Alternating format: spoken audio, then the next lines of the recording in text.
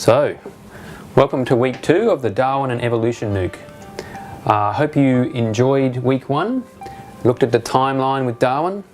So now you should have a good idea about his life, how he came up with the theory, how he travelled around the world. So this week what we really want to do is go into some depth now, actually start thinking about evolution, so the mechanism of natural selection and evolutionary theory, but also how that evolutionary theory has developed since Darwin and the kinds of new innovations and new ideas that have contributed to the theory. So one of the first things that Darwin recognised and that contributed to his theory was that there is variation in nature. So for example here, Darwin was a beetle collector, and one of the things that he noted was that even amongst individuals of the same species, there was a lot of variation between individuals. This is something that Wallace noticed as well, and they were both beetle collectors. Up until that time, there'd been this idea, this typological species concept, whereby people thought each species was a given type. And so it always followed that type, and there was actually very little variation. Variation was seen to be something as unusual. So that was the first thing that Darwin noted. And he also noted that there was a lot of variation even in domestication, and in The Origin of Species he talks about this variation in domesticated animals. And so he used the example of pigeons. He became a pigeon breeder and he saw a huge amount of variation even in a simple animal like a pigeon, and he used this as the basis, as the first part of his argument in The Origin. So Darwin also realised that there was variation under nature, as he called it, so variation in nature.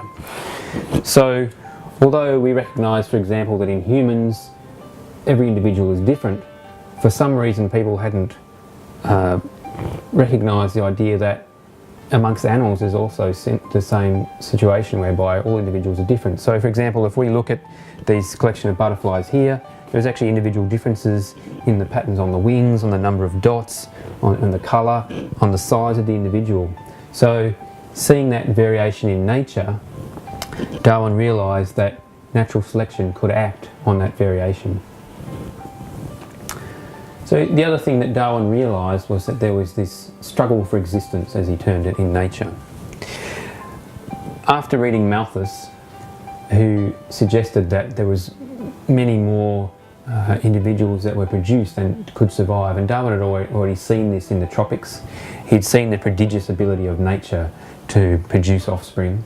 So Darwin realised then that if there was a lot of individuals produced, only some of those survived, then there would be some selection pressure. So what this meant was that for some individuals there would be a greater probability that they would survive and then produce fertile offspring. And nowadays we would say that those ones were selected for those particular individuals. So the other items we'll have this week include a timeline, an interactive timeline on evolution. So even before Darwin, there were people thinking about evolution or ideas related to evolution, and also after Darwin. So part of that will be to look at the timeline and then maybe think about some of the modern evolutionary thinkers and what they contributed to evolutionary theory. Also, to illustrate the idea of adaptive radiation, we'll go back to the Galapagos and look at Darwin's finches and also the turtles on the Galapagos.